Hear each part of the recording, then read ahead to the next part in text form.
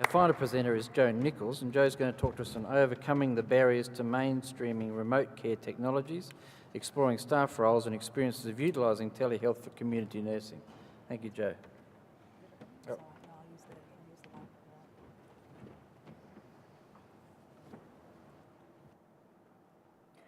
Hi, so I'm going to move it slightly away from talking about evidence of effectiveness and move towards sort of implementation, and in particular focus on some of the challenges that are experienced when e-health technologies sort of meet healthcare communities. So a very quick introduction. You've probably heard lots today about the reasons why e-health technologies are being promoted by governments across Europe. We have rising demand, pressures on budgets, and using technology has happened in lots of industries, but for some reason it hasn't quite happened in the healthcare industry. So the reason why our project was commissioned was to actually look at why telehealth hasn't been mainstreamed within the UK context, despite policy support and lots of industry interest around generating a market there. There's three separate work streams for our project. One is around cost effectiveness, another is around business models, and the work that I've been doing is looked at user acceptance, and today I'm going to talk about frontline staff. So the project's coming to an end this year. We're sort of generating our key messages from the project, and that's what I'm going to share today. We're then going to take those key messages and hopefully develop some tools and guidance that will be available and useful for clinicians, providers, commissioners and managers. So before I move on, the findings are applicable across different types of e-health technologies, but we've been looking at telehealth. Now, as we know, the terms are quite ambiguous, and we have lots of different operational and conceptual definitions. And actually, the definition on the back of your eHealth Symposium leaflet ties in very much with what we've been studying, which is remote monitoring of patients at home. There are still uncertainties about whether that constitutes a service or a pathway of care or a clinical tool or simply a technology. And there are some of the messages that are coming through, that there are still uncertainties about what telehealth actually is.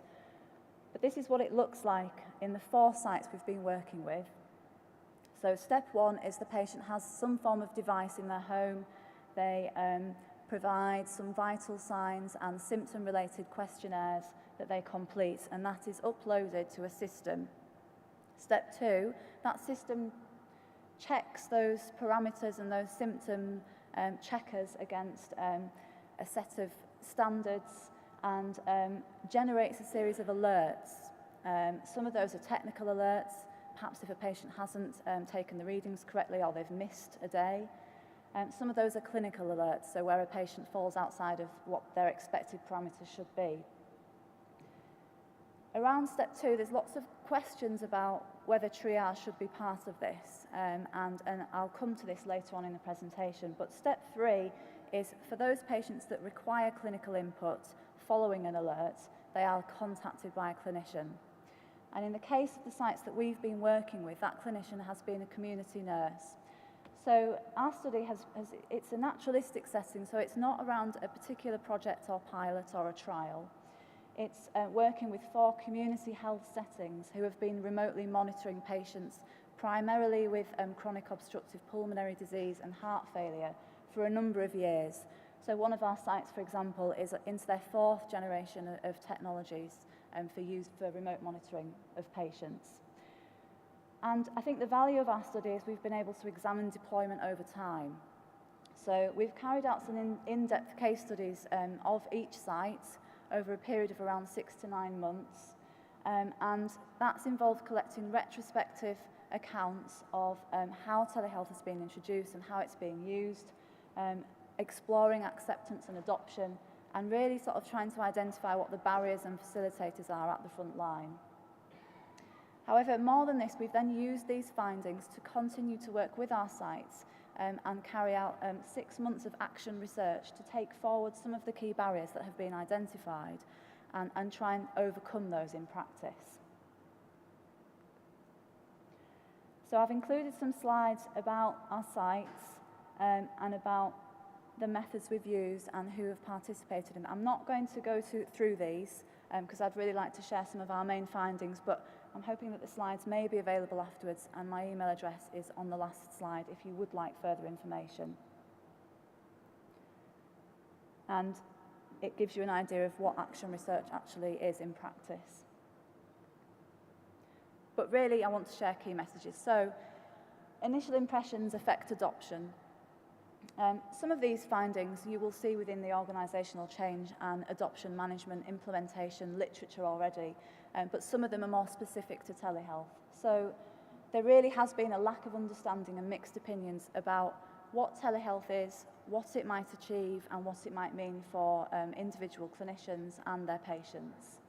And some uncertainty and scepticism around why has the government or their managers or commissioners invested in this new technology when there is such mixed evidence about effectiveness. And problems around evidence it's run through the entire 2 years of working with the healthcare communities about the need for evidence, but the difficulties of being able to generate evidence. Concerns about workload and job roles, and fears of using new technologies. You know, again, already existing in the literature, some people will avoid using new technologies and will avoid any sort of change. Other people are more likely to become early adopters of these types of initiatives. And certainly within the UK context, one of the striking features in the accounts of all the nurses and all the frontline staff that we interviewed was the amount of change that's happening around the way in which care is being delivered and commissioned, which means that using new technologies such as telehealth is not always a priority because there are other changes that they have to engage with first. And this is really important because quite often we have these series of pilots and projects of new initiatives and new technologies. They're imposed on frontline staff, particularly community nurses, who feel like they're bombarded with one initiative after another.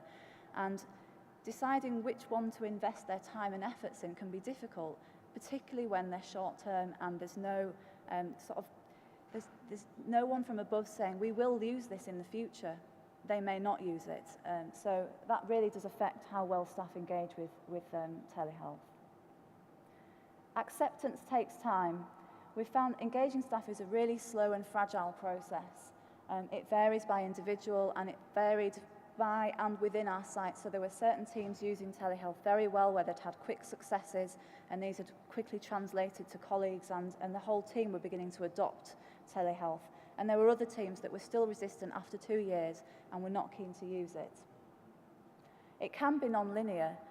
So for example, where emerging barriers happen in practice, staff can then start to take a step back from the technology, and some of the early adopters can become later skeptics when in reality the potential value that they saw in the first place with these new technologies doesn't actually happen. But more than anything, what we found is that acceptance is shaped by using telehealth. There are lots of initial impressions, but it's actually experiencing the technology and using it with their patients, and really this process of trial and error, so making improvements and developing workarounds and shaping the technology for your own practice, aligning goals, really is the thing that starts to shape acceptance and enhance adoption. And negative experiences can have a lasting impact. So when implementing a new eHealth technology, it may be that a particular team has been previously scarred by something similar, and that will have a big impact on whether they engage with the new technology, whether it's a different provider or a different type of technology. There are factors that improve acceptance, positive experiences and the sharing of success. So again, quick successes are really important. Having local frontline champions, that's been mentioned earlier in an earlier presentation, that's been really crucial in our sites. But more than that, actually having a dedicated role that can act as a champion and act as a coordinator or a manager for the service can help to reassure staff that if they have problems, there's a contact there that they can go to. They can make sure that training is embedded within the teams, and they can also drive through service improvements that might be needed. Understanding telehealth is really important, so training is key here. And this is not just about how to use the technology. Across all of our sites, staff have been trained in how to use the devices or how to log into the systems. But that's not really enough, because what they want to know is, how do we monitor patients remotely in practice? How do we identify suitable patients? How do we determine whether or not they need it over the short term or the long term? How do we review progress? When do we know when to discharge our patients from the service? Trust and confidence is really important. Clinicians need to know that they are going to obtain accurate, timely and reliable data with which they can use to inform their decision making. So identifying patient and staff benefits is really crucial, but more than this, it's realising that potential value in practice. So in the action research, what we found is that they focused on improvements to try and create a service from the pilot and to start normalising telehealth into practice. They've tried to establish processes for the practice of remote monitoring. They've tried to develop a clear pathway from referral and assessment through to discharge and review. And they've been trying to address technology and service barriers. That includes creating new roles for triage. So, for example, introducing a clinical triage role has been really important because it helps to reduce the workload associated with managing the alerts.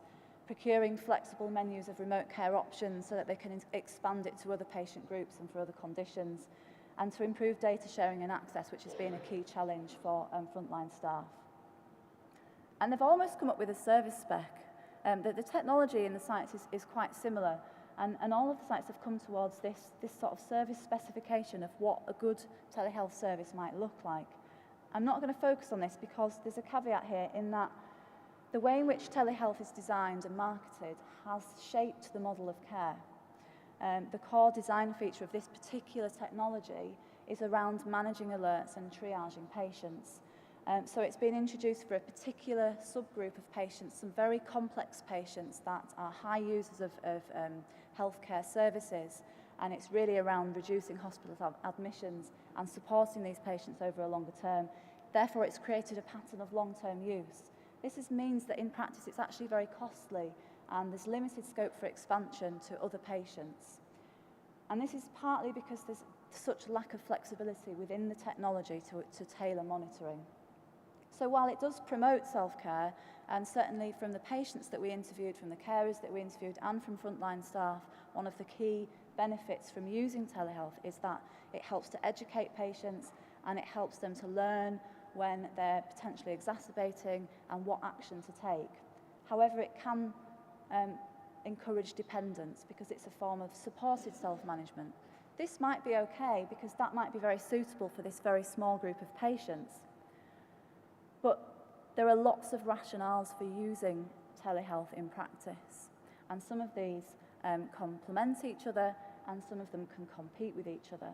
And there's no clear vision for which of these is driving forward these initiatives within each site. And this is a problem because without a clear vision, you don't know what to measure. So they've had real difficulties evaluating the service. From our work, we've seen that the value for clinicians is important, and these were the two that they've looked at. Yes, it promotes self-care, it can prevent hospital admissions. However, it's not just the outcomes for patients that are important. For staff to engage, they need to know that it's going to aid their clinical practice and that there's something in it for them as well. So it gives them the ability to monitor closely at a distance. And this is something that they've not really been able to do before. It gives them data that they can make clinical decisions from, that before a patient would need to be in hospital to be monitored daily like this. So clinicians are really end users of the technology as well, and I think that's an important message to get across, that while it really is crucial to build services around the patient, clinicians are users too, and they have benefits and they have goals, and it's important to align the design of a service such as telehealth around those goals. Nurses, community nurses, are ready to embrace new technologies and are already using them for their work, but there are frustrations when they don't work in practice.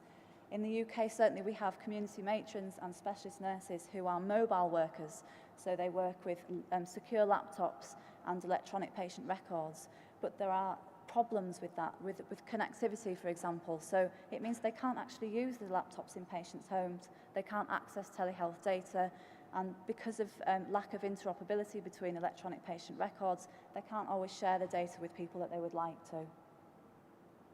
So improving the technological infrastructure and securing long-term investment are key to normalising telehealth into practice. But without the evidence, telehealth is a risky investment, and frontline staff and even really strong local champions cannot achieve this alone. This is my final slide. So we've been able to identify by working over time some of the barriers that they've been able to address themselves in practice, but some of the more enduring barriers that are preventing telehealth from being normalised. So this lack of shared vision, mixed evidence and difficulties evaluating success, the poor digital infrastructure within the UK context, multiple stakeholders, which means, again, it's difficult to work out what you want to measure when you don't know who pays and who saves, because that keeps changing, so the financial incentives aren't always right for this type of technology. And all of this means that we have no long-term investment, which means there is this continued low awareness and engagement, because it's difficult to promote a service when you desperately need to secure the money for new technologies or for new roles, and you can only sell the promise of a future rather than the actual practice itself. Thank you. We have time for just one question. There's got to be all that. Is there a hand over there? I can't see one. No. Jo, if you just wouldn't mind, I'm curious. I'm really inspired, and I think we really must talk, so that's very positive. I'm interested in the eventual outcomes. What is the intention? Is it policy at a local level, some more national influence, or and also, given that you're supported and sponsored by the Technology Strategy Board, is it in some way industrial or commercial in terms of potential outcome? All, and I think there's been the difficulty for our research is it's funded by the Technology Strategy Board, so it is about economic growth and trying to create levers for industry to be able to create a market. And there's a big shift in the UK to thinking, well, how can we create an end-user market? But actually there's always going to be a statutory or a service provider market as well, because when someone's diagnosed with a condition, they will inevitably have an interaction with a healthcare provider, and that may be the point at which they're introduced to these new technologies. So we're trying to develop a range of tools for different audiences, and they're going to be available on a sort of an online platform where if you're a patient or a frontline staff, or you're a commissioner or a manager or perhaps a policymaker, you will be able to access a range of different materials from all the various bits of work that we've been doing. Interesting. Yeah. Please. Fantastic to hear it. And please join me in thanking the whole panel for the session. That concludes this session on telehealth, and please stay around because we have the closing ceremony in this room.